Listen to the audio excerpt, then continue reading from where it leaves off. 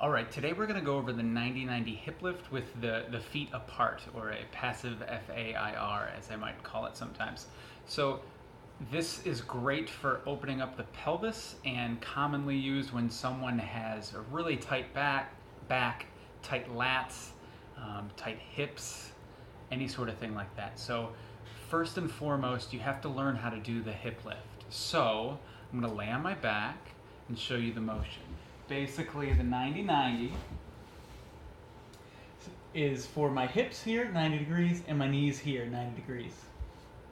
So I just want about here, not like totally relaxed over here. I'm just right about here. Now, first motion is I'm going to exhale, and I'm going to reach my knees towards the sky. Okay? It's not a hip bridge. My back doesn't come off the ground. Stays here on the ground, but my tailbone does come up off the ground. Okay, so now as I exhale and lift my tailbone up, I feel my back push into the ground more. So that's my confirmation that I'm doing it correctly. So look for that while you do this.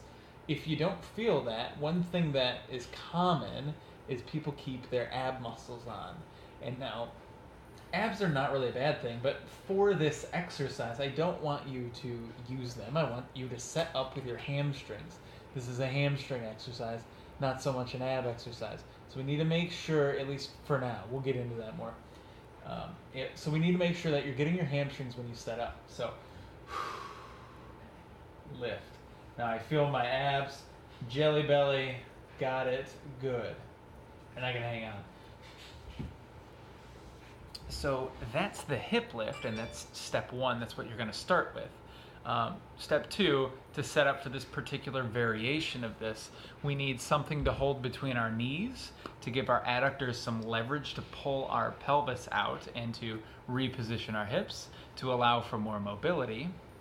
And then we just need to scoot our feet out a little bit. So all you need is something relatively firm that you can hold between your knees. I just looked around for 10 seconds and I found this candle. So I'm going to use this candle.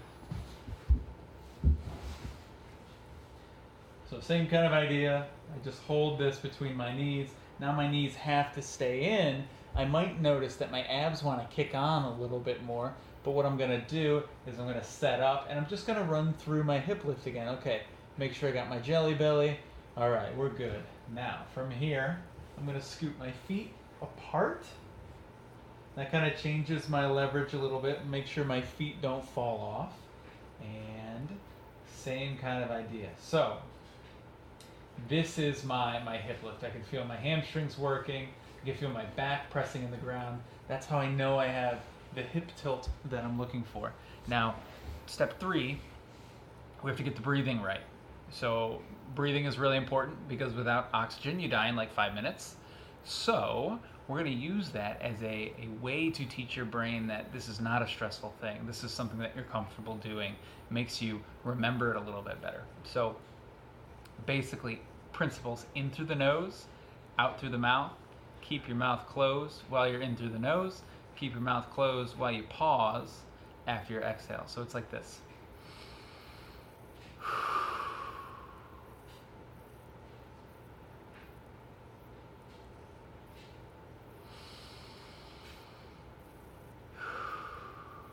Okay, and we just keep relaxing like that. That helps equilibrate pH, helps make your breaths a little bit better, so you don't have to be so tensed up while you do this.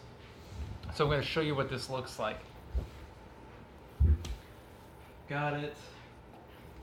My little candle here. Hip lift. Now I'm good here. Now I'm going to try to move my hands out of the way. In the nose. Out the mouth. Now, the observation for you to pay attention to is, what are my ribs doing? Are my ribs still poking out like they were before? Or are they gone? Are they hiding? Are they away? So right now, it's okay that my abs turn on. I don't want to just feel this six-pack abs here. I want to feel some obliques holding me up, because that tells me that I'm getting those ribs sinking down towards the ground. I'm getting them in a good position, in a nice restful position. I'm going to take another breath in.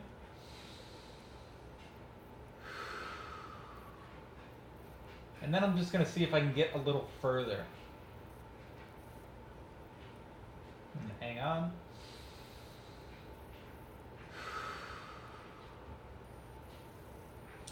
And we repeat for our prescribed number of breaths. I just realized that I'm wearing my pink dress socks, so you're welcome. Congratulations for being able to see that. Is that clear? Step 1, hip lift. Step 2, set up with your specific variation here. So we scoot the feet apart and we hold something between the knees. And then step 3, make sure you have the right breathing pattern. So full exhale, ribs come down, nice long pause, then you can breathe in again. Give that a shot. Make sure you're feeling it in your hamstrings. If you feel it asymmetrically, that's okay, because right now this exercise is just trying to shut that back down, open your hips up. From there, then we can address some asymmetries, and for that, maybe you need a little more guidance.